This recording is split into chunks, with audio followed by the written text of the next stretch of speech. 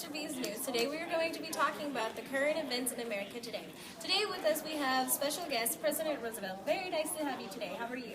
I'm very good. And how about we take this talk to the by the fireplace? It would be nice and warm, and I will discuss how I plan to lead America to success. Alrighty. Wait a minute.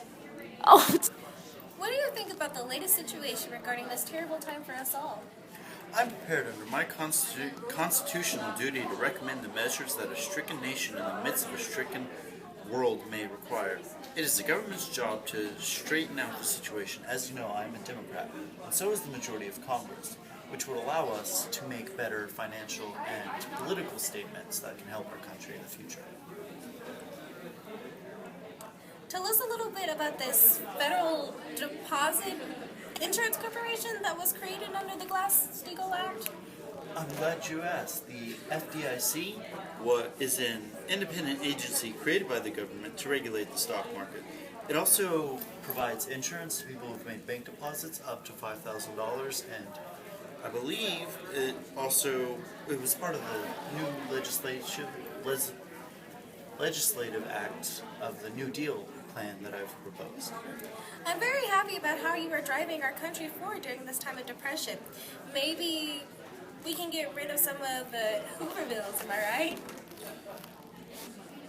Don't forget, guys, you can always tweet or submit your comments in the online thread below. Thank you for coming, Mr. Roosevelt. It was a pleasure meeting you. Pleasure was all mine. Back to you in the studio. The FDIC eliminated the scare that was created during the early years of the Great Depression, where a lot of banks failed, taking away the money of the people. This ensured bank deposits in the event of a bank failure. Also, this separated investment from commercial banking so that the stock market crash of 1929 wouldn't happen. What happened was that the people were investing into stocks but not with real money. Only a few were depositing real money. People then realized this and sold all their stocks, causing the market to crash. Let's take a look at this. Whoa there. Let's get back to what the FDIC is all about. Some people don't support it, however. Why? Well, let's talk to one right now. We have Secretary of the Treasury, Mr. Woodland. I'm going to be straightforward about this. I do not like the idea of the FDIC. It's too expensive and it's pushing our economy deeper into the depression. Plus, it's invading the private sector of the economy. I don't know why people are supporting this. I understand, but how about we calm down? Don't tell me to calm down. I will show you a quote by FDR Roosevelt. I will just show you the quote.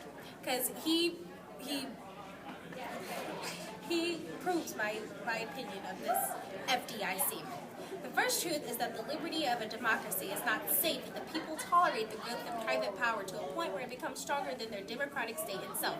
That, in its essence, is basis of ownership of government by an individual, by a group, or by any other controlling private power.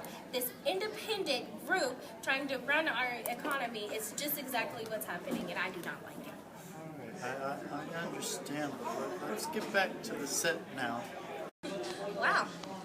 We just had a quote come in from journalist Walter Lipp. He said, "This is a hellraiser, not a revenue raiser."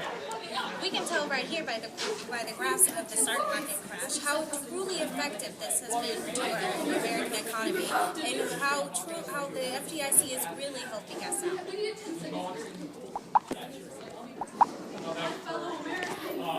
the first one is talking about how the newspapers in Brooklyn were talking about the Wall Street. As the stocks crashed, people were committing suicide.